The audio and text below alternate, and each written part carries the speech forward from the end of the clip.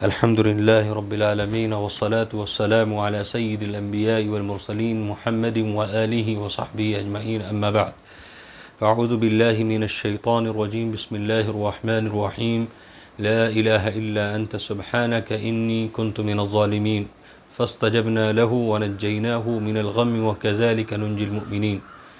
آج ہماری گفتگو قرآن کریم کی ایک آیت کریمہ جو کہ حضرت یونس علیہ السلام کی دعا ہے، جس میں اللہ تعالیٰ نے مومن کے لیے بھی یہ اشارہ کیا ہے کہ اگر اس دعا کو مومن دل کی سچائی کے ساتھ اور اللہ کی طرف متوجہ ہو کر اس دعا کو کرے گا تو اللہ تعالیٰ اس کو بھی پریشانی اور مصیبت سے نجات عطا فرمائیں گے۔ تو آئیے ہم اس دعا کو سب سے پہلے پڑھتے ہیں، لا الہ الا انت۔ اس میں اللہ تعالیٰ نے سب سے پہلی اس دعا کے اندر جو پہلا جملہ آتا ہے، اس میں اللہ تعالیٰ کی طرف سے اللہ نے خود سکھایا اس دعا کو یونس علیہ السلام کو۔ تو ترجمہ اس کا یہ لا الہ الا انت، آپ کے سوا کوئی معبود نہیں ہے۔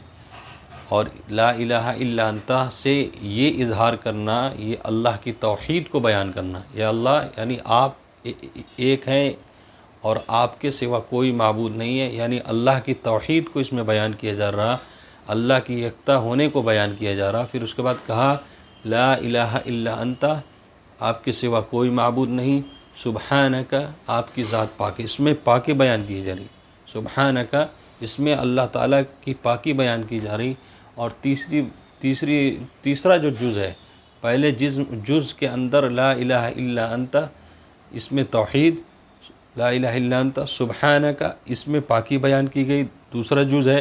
اور تیسرا جز ہے انی کنت من الظالمین، یا اللہ میں ہی ظلم کرنے والا ہوں۔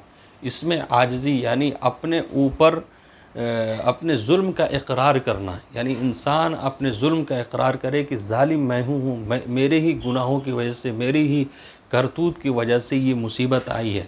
تو اس میں اللہ تعالیٰ نے 3 چیزوں کی طرف روایت، کتنی زبردست یہ آیت کریمہ ہے۔ اور اس کے بعد اللہ تعالیٰ نے کہا فاستجبنا له، جب انہوں نے ان الفاظ کے ذریعے سے دعا کی لا الہ الا انت سبحانک انی کنت من الظالمین، تو اللہ نے کہا ہم نے ان کی دعا کو قبول کیا۔ اور اسی طریقے سے اگر کوئی مومن اللہ سے اس دعا کو کرے گا، اس دعا سے اللہ کی طرف متوجہ ہو کر اللہ سے دعا مانگے گا، اس دعا کے ذریعے سے اللہ تعالیٰ اس کو قبول فرمائے گا، اور اس کی پریشانیاں اور اس کی جو تکلیفیں ہیں اس دعا کی برکت سے ختم ہو جائیں۔ کیونکہ اس کے اندر 3 جز ہیں۔ پہلا جز ہے جو توحید کو بیان کرتا ہے۔ سمجھیے کہ توحید کیا ہے، اللہ کو ایک بتانا کہ صرف اور صرف اللہ ہی ہے اور دنیا کے اندر کسی کی کوئی قدرت اور طاقت نہیں ہے۔ اور دوسری سبحانک، اللہ کی پاکی بیان کرنا کہ اللہ ہی پاک ہے، ہر چیز سے پاک ہے۔ اور تیسرا جز یہ ہے کہ اپنے ظلم کو، اپنی کمزوری کو ظاہر کرنا۔ تو ہم نے اب جس کو جس تکلیف کی ضرورت ہو، یعنی جس کو جو تکلیف ہو رہی ہے دنیا کے اندر یا پریشانی ہو رہی ہے، تو اللہ تعالیٰ نے یونس علیہ السلام جو کہ مچھلی کے پیٹ میں گئے تھے، مچھلی کے پیٹ میں گئے، وہاں مچھلی کے پیٹ کا اندھیرا تھا، ان کو مچھلی کے پیٹ کا اندھیرا دیکھنا پڑا، رات کی تاریکی کا اندھیرا دیکھنا پڑا، سمندر کا اندھیرا دیکھنا پڑا۔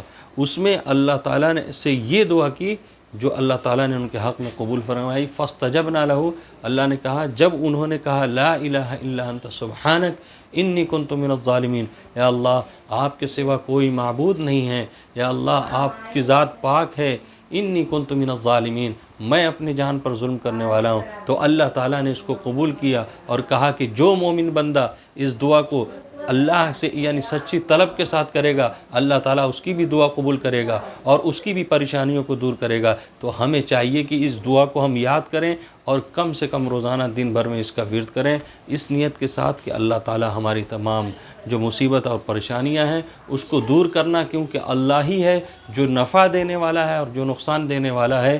اللہ کے سوا کسی کے اندر کوئی طاقت نہیں ہے، کسی کے اندر کوئی اپنی صلاحیت نہیں ہے۔ اللہ تعالیٰ ہم سب کو یہ دعا کرنے کی توفیق عطا فرمائے، آمین، صلی اللہ علیہ وسلم۔